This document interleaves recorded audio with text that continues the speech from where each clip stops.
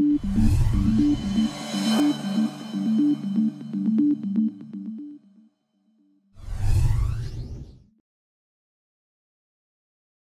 sujet de mon intervention devant les étudiants de Ionis STM était un sujet au fond compliqué parce qu'il consistait à lier la vie personnelle et la vie professionnelle, à savoir finalement quels sont les domaines, quelles sont les attitudes, les comportements sur lesquels ils doivent miser pour réussir durablement à la fin de leurs études.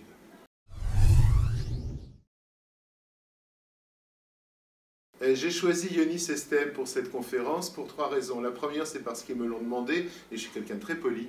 La seconde, c'est parce que j'aime énormément ce que fait cette école, et je trouve que la double compétence, et plus globalement, l'idée qu'ils ont derrière colle absolument à la réalité.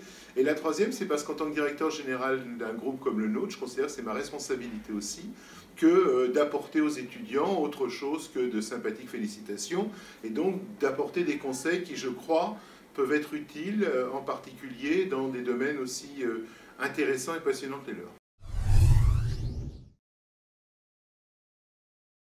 La double compétence est devenue indispensable en entreprise. Vous posez la question au présent, mais en fait, ça fait depuis longtemps qu'elle est indispensable.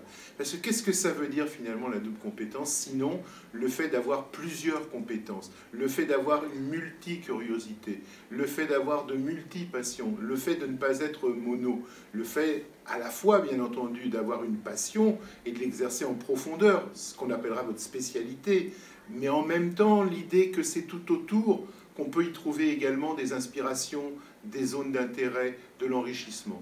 Et ça, c'est ça qui est intéressant avec la double compétence telle qu'elle est enseignée à Ionis STM, c'est qu'au fond, au-delà de technique, c'est une manière de vivre son métier, de vivre sa future profession qui est enseignée ici.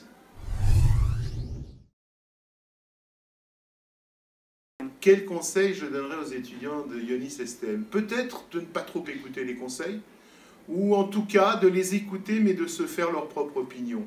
Finalement, quand on dit que la vie ne vaut le coup que si on la vit, c'est qu'au fond, finalement, c'est important qu'ils se confrontent à leur propre personnalité, à leurs qualités, à leurs défauts, et qu'ils essayent par eux-mêmes de tirer les leçons de leur expérience, et pas simplement d'apprendre de ce que les autres ont appris.